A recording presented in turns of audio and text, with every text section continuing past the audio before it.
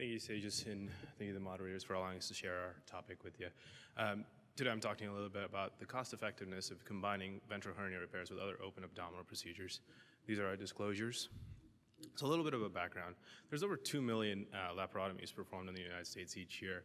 1 in 5 of them end up having ventral hernias. And one study said there was about 300,000 ventral hernia repairs performed in the United States annually. That's over $3.2 billion annually in healthcare costs. And one study found that these healthcare costs were actually associated with net institutional losses. We don't break even or make a profit on ventral hernia repairs. So what? Given this kind of upcoming healthcare climate and upcoming changes in the healthcare, it's kind of prudent on us to make sure that our patients, we do best for our patients in terms of finances, not just for our bottom line, but for their financial interests. So as many of you know, ventral hernia repairs are performed often concomitantly with other abdominal procedures. But there's really not much data on kind of the clinical impact or the financial impact of these, like what are the outcomes. So we thought we'd take a look at it. So the purpose of our procedure was to compare costs of standalone ventral hernia repairs and open abdominal procedures performed separately, and then compare the costs of those combined performed concomitantly. We looked at all the ventral hernia repairs performed at the University of Kentucky between October 1st, 2011 and September 31st, 2014. There was 549 ventral hernia repairs. 345 of those were standalone ventral hernia repairs. 204 were concomitant ventral hernia repairs. We excluded 100 of those for one of 3 reasons. They had more than one concomitant procedure being performed with the ventral hernia.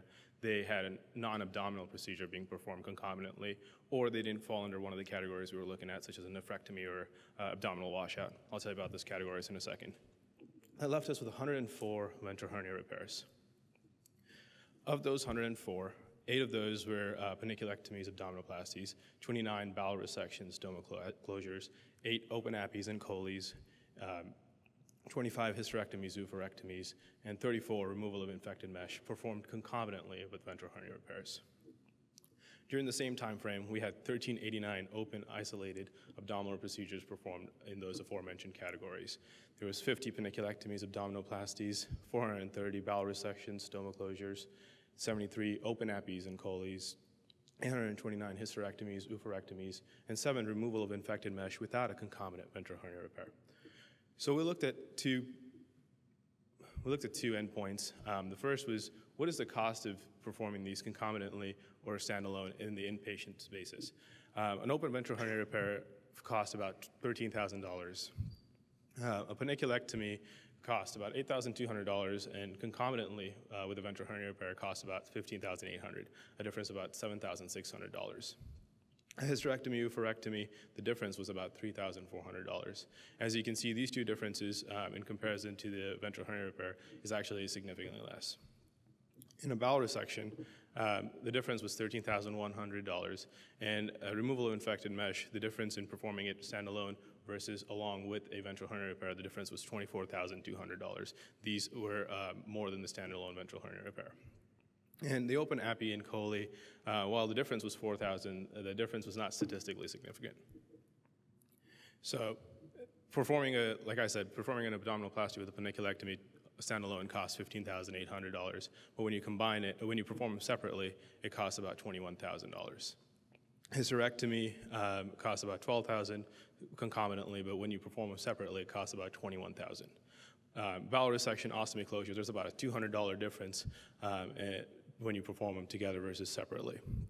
Removal of infected mesh costs about $29,000, but when you perform them separately, it costs about $17,800. And like I mentioned earlier, the open appies and choles, while it's financially more effective to combine them, it's not statistically significant. We also looked at what are the costs at 180-day discharge. The important thing to note here, and we looked at patients who had costs more than $1,000. The reason being, it for us kind of signified more than just a lab test, or it was something that, like a big imaging study or some intervention was performed. And the difference here, there's no significant difference in these p-values, and that's an important point to keep in mind. So kind of in summary, we found that it was cost-effective from an inpatient basis to combine paniculectomies, abdominoplasties, hysterectomies, and oophorectomies with a ventral hernia repair. It was not cost-effective to combine bowel resection, stoma closures, and removal of infected mesh. And there was no significant change in cost to combine with the open Appian coli. However, it is important to keep one factor in mind. This is purely financial data. As all of us know, it's not always feasible to not combine removing an infected mesh and not repairing that ventral hernia when we're there. And there was no significant change at 180-day postoperative costs. Some of the limitations of our study, one of the inherent limitations that it was a single institutional study, brings in an inherent bias to it. However, these procedures were performed by a vast group of surgeons across many specialties and subspecialties, including OB-GYN, and also various levels of experience. So it kind of brings a certain level of generalizability to this. And also, again, like I mentioned, there's no clinical data. It's purely financial cost data that we evaluated. And the third thing is, while we have kind of 180-day follow-up, we don't have long-term follow-up.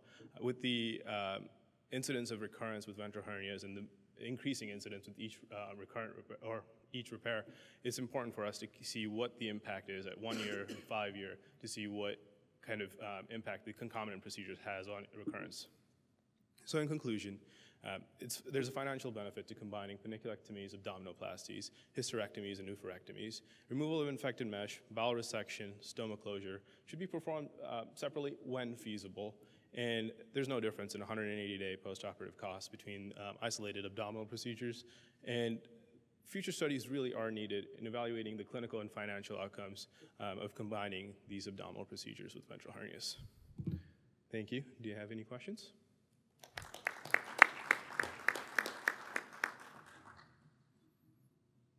Please go ahead.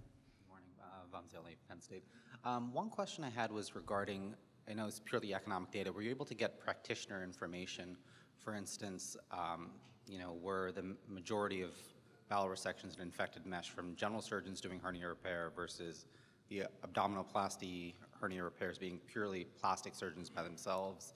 Would that help delineate confounders such as fistulae and such information? No, so that's a fair question. We don't have that data, but that is something that needs to be looked into. Like I mentioned earlier, so some of the procedures, if you look at the hysterectomies and oophorectomies, the cost is only about $3,000 or so different, but it could be because there was no mesh used or primary closure. It was done by primary closure. So that would be an important thing to look into in the future. Okay, thank you. Good morning, Tiffany Cox from Walter Reed. I was just going to ask you, did you look to see in those cases where the separation of the concomitant procedure, did they have the ventral hernia repair later, which would then increase the cost? It was two separate operations vice the combined. We did not look at that, actually. Hey, Jeff Leitnick, St. Louis, Missouri. For the hernia repair patients, was it just by CPT code? So sometimes you may do a bowel resection and they have a hernia and you just put some stitches in it and it gets billed as a primary incisional hernia repair versus like a formal definitive hernia repair. Were you able to differentiate that at all? So we went mostly by the CPT codes, but in some of these we also did go through and read the op reports to kind of see if it matched up.